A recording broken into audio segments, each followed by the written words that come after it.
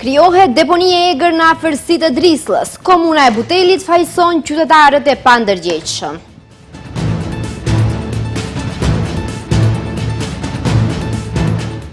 DAP-i suspendon inspektorët e dyshuar për skandalin e djegjes së diskotekës në Koçan.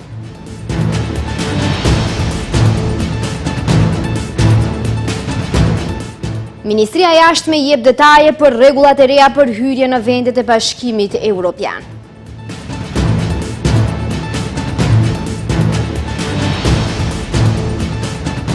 Marina izraelite tentoi të pengojë anijet e ndihmës që po i afrohen Gazës.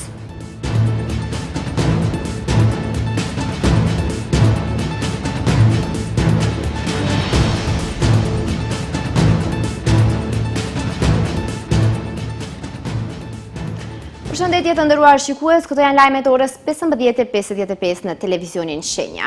Mbeturinat shihen gjithandej në rrugët e Shkupit, ndërsa institucionet përgjegjëse hedhin përgjegjësinë tek njëra tjetra.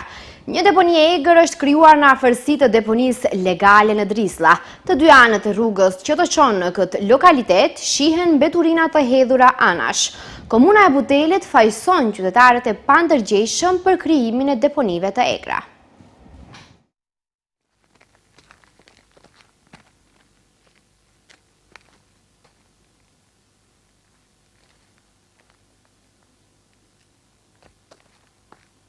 Pamjet të cilat po i shihni janë vetëm fillimi i një deponie që supozohet se është krijuar nga vetë komuna e Butelit për të mos dërguar mbeturinat në deponinë Drisslla. Televizioni Shenja u nis drejt destinacionit final, por për shkak të kushteve atmosferike dhe rrugës së papërshtatshme, ne u penguam që të shkojmë deri në fund. Për këtë, dërguam pyetje edhe tek komuna e Butelit, nga komuna thonë se krijues të deponisë në fjalë janë qytetarët e pandërgjegjshëm dhe se të gjithë mbeturinat e grumbulluara nga ndërmarrja komunale deponohen në deponinë Drisslla. Ndonse i pyetëm nga komuna nuk treguan nëse inspektorët e këtij institucioni kontrollojnë zonën në fjalë për të marrë masa ndaj qytetarëve të pandërgjegjshëm, të cilët bëjnë veprime të tilla. Është për të ardhur keq që disa qytetarë ose subjekte të pandërgjegjshme keq përdorin hapësirat publike dhe krijojnë deponi të tilla të egra, me raste rrezikojnë shëndetin dhe ambientin jetësor. Ju sigurojmë se komuna e Butelit mbetet e përkushtuar ndaj synimeve për një komunë të pastër, duke ndërmarrë vazhdimisht masa për pastrimin e deponive të egra, si dhe aktivitete për edukimin dhe ngritjen e vetdijes së qytetarëve. Problemi me mbeturinat në vendin ton është aktual më shumë se asnjëherë më parë. Kontejnerët rrugëve të qytetit janë kthyer në sfidë për institucionet lokale dhe janë kthyer në deponi në vete. Të gjithë gishtin për këtë problematik e drejtojnë tek higjiena komunale.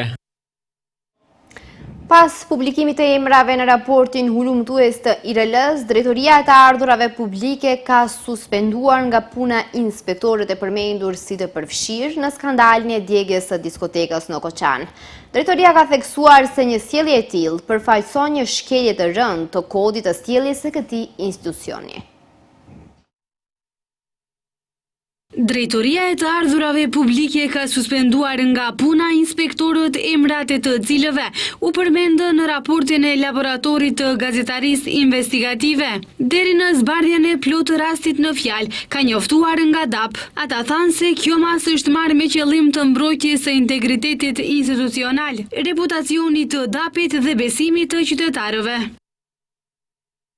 Një sjellje e tillë përfaqëson një shkelje të rëndë të kodit të sjelljes për punonjësit e Drejtorisë të Ardhurave Publike. DAP mbetet e përkushtuar fuqimisht ndaj parimeve të ligjshmërisë, transparencës dhe profesionalizmit dhe do të vazhdojë të zbatojë tolerancë zero ndaj çdo sjellje që shkel këto vlera. Qytetarët mund të jenë të sigurt se DAP do të vazhdojë të veprojë ekskluzivisht në interes të publikut me nivelin më të lartë të etikës, përgjegjësisë dhe llogaridhënies.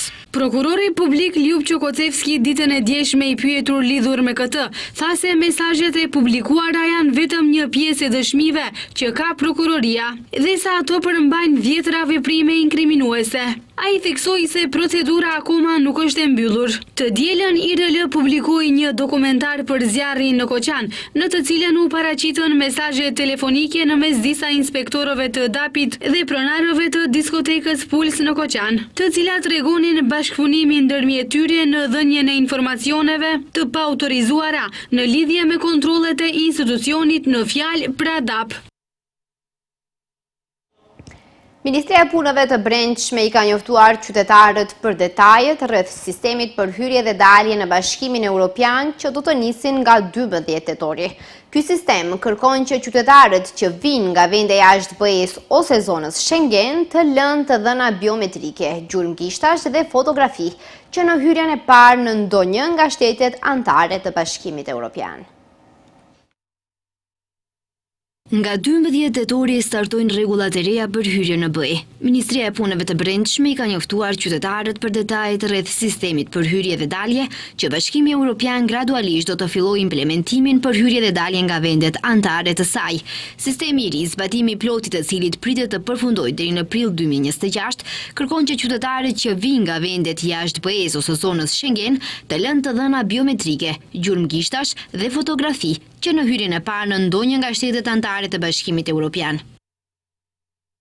Në udhëtimin e parë pas futjes së këtij sistemi, udhëtarët do të kalojnë nëpër një proces të plot regjistrimi, që përfshin bërjen e një fotografie, skanimin e gjurmëve të gishtërinjeve dhe futjen e të dhënave të pasaportës. Për të lehtësuar procedurën, do të ketë edhe pika veçërbimi në pikat kufitare dhe është i mundur edhe para regjistrimi përmes aplikacioneve mobile.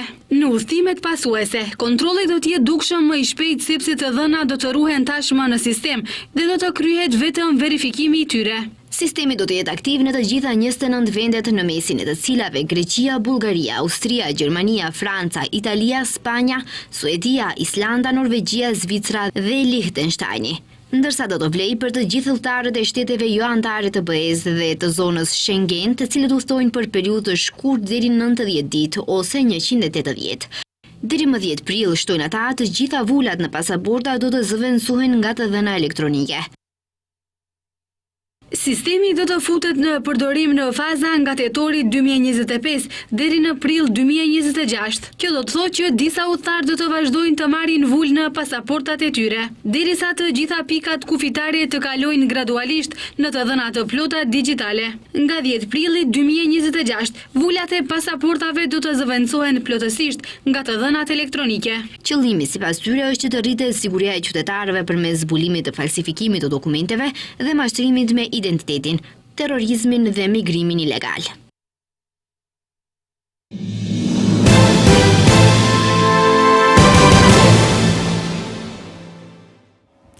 Kandidati i koalicionit Vlen për komunën e Çajirit dhe njëherë është zëvendës kryeministri Zet Megjiti në kuadër të fushatës për zgjedhjet lokale, premtoi se gjatë vitit të parë nëse merr mandatin nga qytetarët për të udhëhequr me Çajirin, një nga prioritetet kryesore të tij do të jetë shndërrimi i rrugës Mitat Frashëri në një bulevard modern me gjatësi 1850 metra dhe profil 25 metra. Megjiti tha se bulevardi do të ketë 6 kursi, shtigje për biçikleta e këmbësor si dhe gjelbrim ndërmjet kursive, i cili sipas tij do të ofrojë më shumë siguri, funksionalitet dhe estetik për banorët, duke ulur vonesat dhe rritur efikasitetin e transportit urban.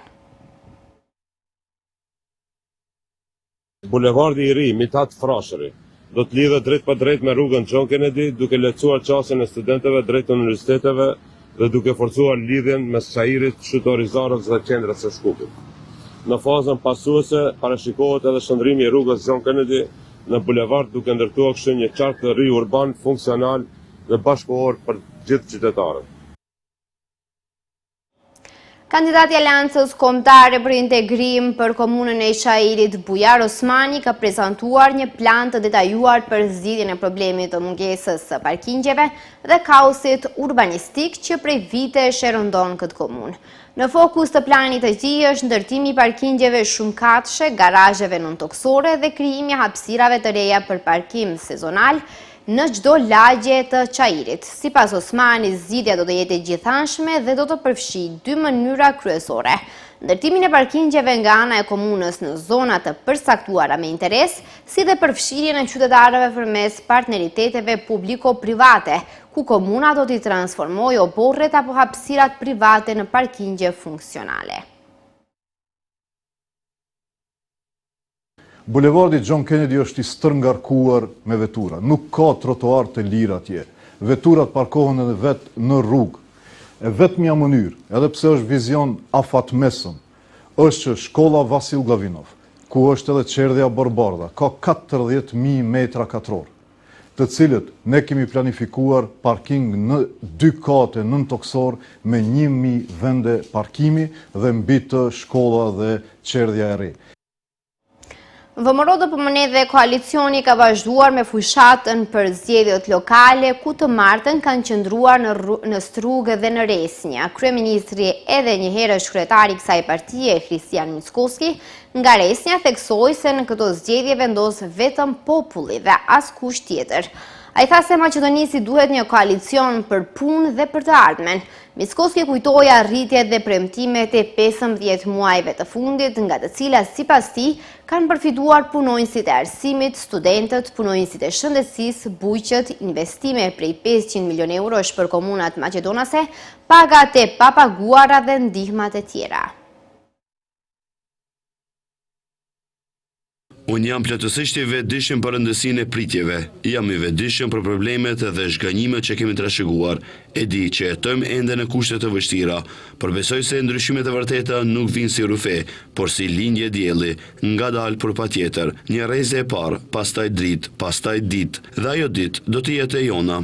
Kjo është basti për rrugën tënde, kopshtin tënd, shkollën tënde, parkun tënd. Kjo është zgjedhja nëse do të qëndrojmë drejtë dhe do të ecim përpara, apo do të lejojmë të na kthejmë prapa aty ku shpresa humbiste dhe besimi prishej. Aerodromi përballet me sfida serioze infrastrukturore, trafik të ngjeshur, mungesë vendesh parkimi dhe shtigje të pasigurta për këmbësorë dhe biçikleta. Ka deklaruar Aleksandar Trajanovski, kandidat për kryetar të komunës së aerodromit nga radhët e LSDM-s. Ai ka deklaruar se në bashkëpunim me qytetin e Shkupit, në rast se fiton, do të përfundojnë ndërtimin e bulevardit Asnom dhe do të sigurojnë korridore të reja për lidhje me komunat fqinje, duke përfshirë një autostradë të re midis aerodromit dhe Kisallavodës, si dhe rindërtimin e rrugës Franjo Kluz dhe degëve të saj. Ai premton rindërtime dhe zgjerime të rrugëve në secilën pjesë të aerodromit, rindërtimi plot i rrugëve anësore në Lisiqe. Riorganizimi i parkimit do të zgjidhet nëpërmjet ndërtimit të parkingjeve inteligjente dhe garazheve shumëkatëshe me parimet e lëvizshmërisë së qëndrueshme urbane. Këto janë zgjidhje që do të ndikojnë drejt për drejt në jetën e përditshme të qytetarëve tanë, trafik më i sigurt, rrugë më të rregullta dhe lëvizshmëri më e madhe për të gjithë. Së bashku do t'i japim fund kaosit të trafikut dhe do të ndërtojmë një komunë moderne evropiane të aerodromit, një komunë e përshtatur për qytetarët. Ne po luftojmë për shtëpinë tonë.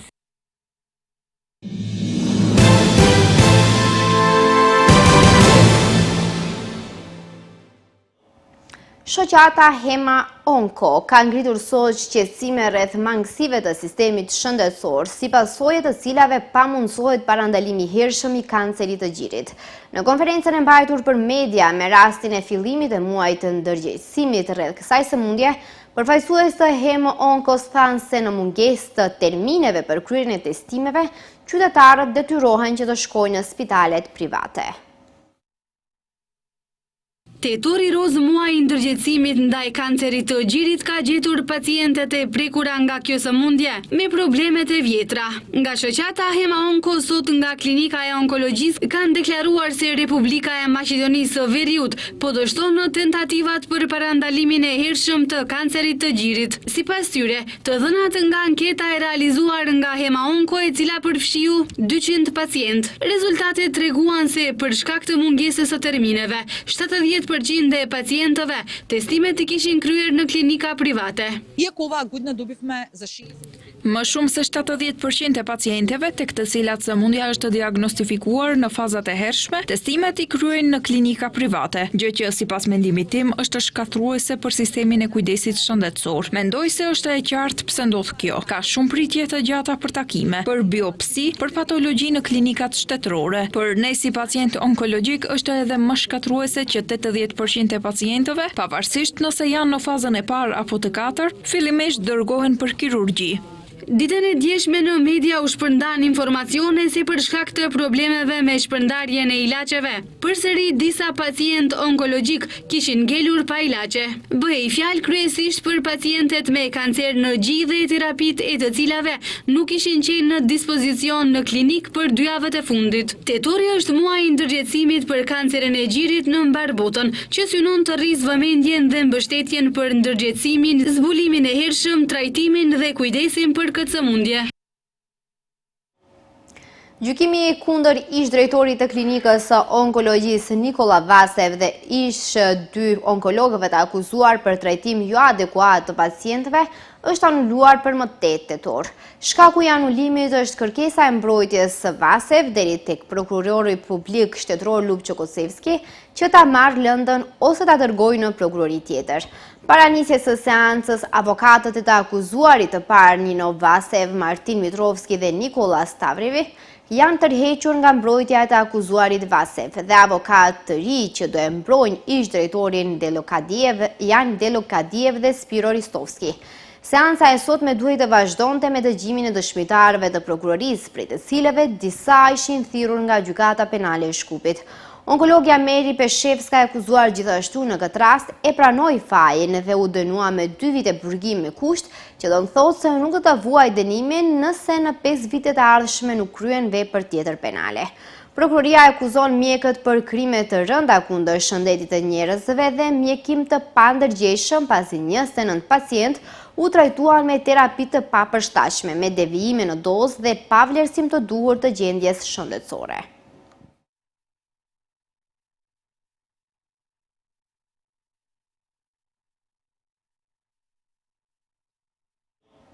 Nga dita e sotme, zyra e avokatit të popullit ka hapur linjën telefonike falas, ku qytetarët do të mund të raportojnë çdo shkelje të drejtave të tyre gjatë fushatës zgjedhore, si dhe në ditën e zgjedhjeve lokale njoftojnë nga zyra e avokatit të popullit.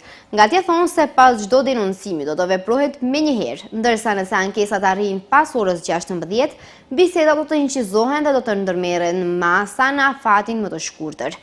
Përpos në Shkup, avokati i popullit ka linja të posaçme edhe në zyrat rajonale në Strumic, Kërçov, Tetov, Manastir, Shtip dhe Kumanov.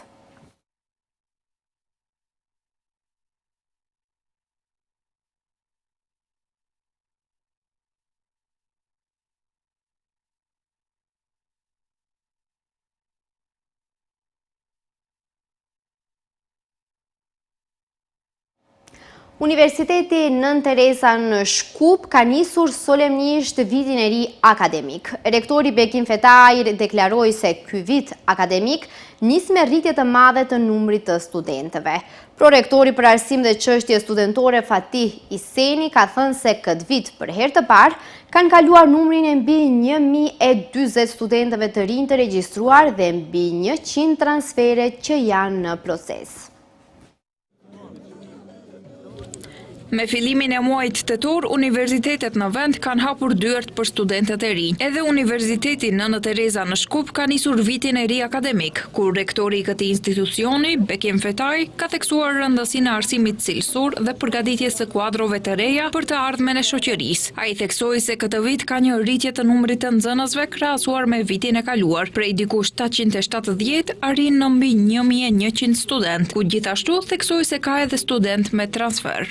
Ky vit akademik, Universiteti Nën Teresa shënon një rritje të madhe të numrit të studentëve. Drejtimi që ka më tepër mi interes është drejtimi i sociologjisë, një rënje shihet në drejtimet e ndërtimtarisë, disa drejtime të vjetra të Fakultetit të Shkencave Sociale. Ne kishim edhe seminar ku sistemi i edukimit globalisht në suazë botërore ndryshon dhe sidomos edhe në Evropë kemi një lëvizje në ndryshimin e strategjisë së edukimit. Këtë vit më së tepërmi do të orientohemi në zhvillimin, dhe qasjen në shkatësitë. Shkatësitë të cilët i fitojnë studentët në çdo program studimor, përfitimi, i shkatësive praktike dhe inovative në suazët të lëndëve, po gjithashtu edhe në rritjen e cilësisë përmes trajnimeve të stafit dhe profesorëve në mënyrë të ndryshme të ligjerimit interaktiv. Ndërkaq, edhe prorektori për arsim dhe çështje studentore, Fatih Iseni, ju uroi mirëseardhje studentëve duke thënë se kjo gjenerat është gjenerata që ka bërë histori, sa i përket numrit të regjistrimeve. Në cilësinë e prorektorit për arsim dhe çështje studentore, kam nderin që në emër të stafit akademik dhe administrativ, sot të ju dëshiroj mirëseardhje në këtë ambient të bukur. Ju jeni gjenerata që keni bërë histori me që Universiteti Nëna Tereza në Shkup për herë të parë ka kaluar numrin e mbi 1040 studentëve të rinj të regjistruar dhe mbi 100 transfere që janë në proces. Ndërkohë, studentët e vitit të parë kanë ndarë emocionet e tyre të para, duke folur për drejtimet që kanë zgjedhur dhe pritshmëritë nga studimet, duke e cilësuar Universitetin Nëna Terezë të denjë për të fituar aftësi të duhura. Menaxhment industrial. Më shumë ka përshtat me çka dash me arrit në karrierë. Gjithë kom pas qef me i menaxhu kompanijat apo ndonjë firmë sa më të madhe. Më kanë unë ai i cili i tregoj se që ndodhë. Mendoj që është e drejtë edhe mendoj që është opcioni më i mirë për me zgjedhë për me vazhdu këtë drejtje. E kom pak me rak për i vogël, vëlla. Kriminalistik, kom e bëjnë spektakl. Më nga rejnë rogauca për drogë. Ti është prej ka të kartë ideja? Vetë, kom pak me rak.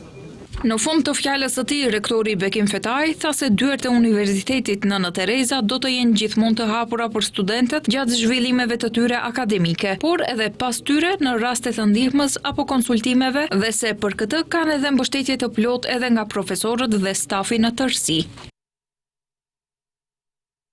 Sezoni i ngrohjes në Shkup do të nisë më herët se data zyrtare. Prej nesër, qytetor, konsumatorët e lidhur në sistemin e ngrohjes qendrore që menaxhohet nga EMV do të furnizohen me energji termike.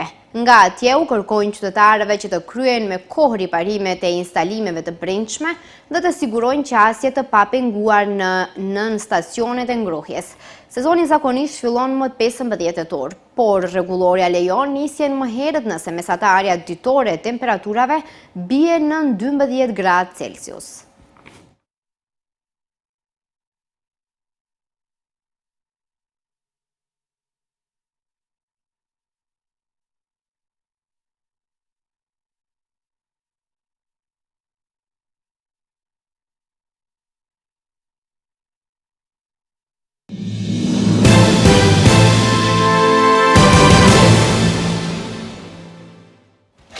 Një zëdhënës i degës Magreb të flotiljes globale Sumud, që po lundron drejt Gazës, njoftoi sot se ka dështuar një manovër detare izraelite për të kapur flotiljen dhe se anijet vazhduan drejt Gazës.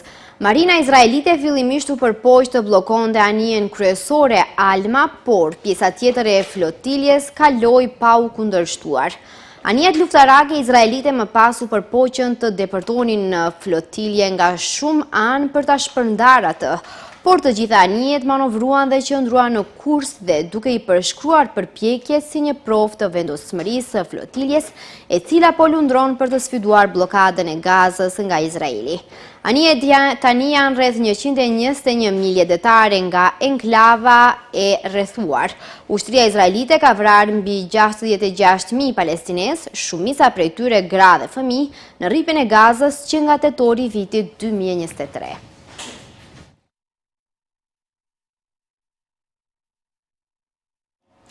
Qeveria e SBA-s është mbyllur pas negociatave midis presidentit të SBA-s Donald Trump dhe demokratëve të Kongresit për të financuar qeverinë, dështuan të arrinin një marrëveshje, transmeton Anadolu. Negociatorët kishin kohë deri në mesnatën e martës për të arritur një marrëveshje, por afati erdhi dhe iku me dallime të mëdha. Demokratët kanë kërkuar të përfshin reformat e kujdesit shëndetësor si pjesë të çdo projekt ligji buxhetor, duke përfshirë një përmbysje të një pjese të ligjit të taksave të nënshkruara nga Trump që vendosi shkurtime në financimin e Medicaid. Si një zgjatje e subvencioneve, sipas ligjit kuazi universal i kujdesit shëndetësor të SHBA-s, i njohur si akti i kujdesit të përballueshëm. Republikanët në vend të kësaj po kërkojnë një rezolut të pastër të vazhdueshme pas një ndryshim në shpenzimet ekzistuese. Dhoma e përfaqësuesve miratoi një projekt ligj më 19 shtator. Ai do kishte financuar qeverinë në nivelet ekzistuese deri më 21 nëntor. Por ai ngeci në Senat, ku republikanëve u mungon numri i vendeve për të kaluar pengesën procedurale prej 60 votash për të miratuar legjislacionin. SHBA-ja ka pasur 19 mbyllje që zgjasin 3 ditë ose më pak që nga viti 1981, ndërsa disa mbyllje të zgjatura ndikuan seriozisht në operacionet e qeverisë federale.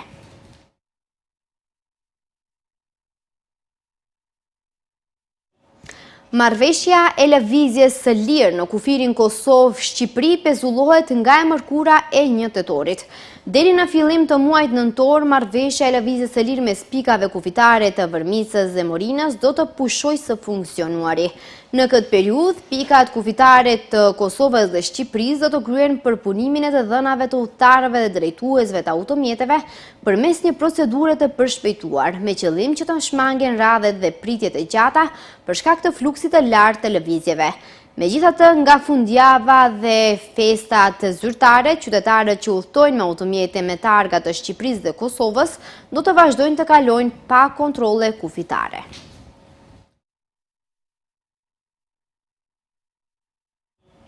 Dëshmitari James Peter, gjatë dëshmisë së tij në Hag të mërkurën, tha se nuk e di kush ishin themeluesit e ushtrisë çlirimtare të Kosovës dhe se nuk ka dieni se cili ishte roli i Hashim Thaçit gjatë marrëveshjes së Rambujës dhe në çfarë cilësie ishte ftuar. Nga historia e di se në përfundim të Rambujës, ai Thaçi ishte caktuar si kryeminist i qeverisë së përkohshme. Unë, si që thash, isha i përfshirë në universitet dhe nuk e di se në çfarë cilësie ishte ftuar apo cili ka qenë roli i tij gjatë diskutimeve të mbajtura në Rambuje, tha ai. Gjithashtu deklaroi se e ka ditur se Thaçi ishte ai që ka nënshkruar marrëveshjen e Rambujës. Përveç kësaj, ai mohoi se ka dieni se kush ishin themeluesit e UÇK-s. Dëshmitari tha se ka pasur dieni për sulmin ndaj familjes Jashari. Shikues të nderuar, këtu përfundojnë lajmet. Ju falenderoj që na ndoqët. Mirupafshim.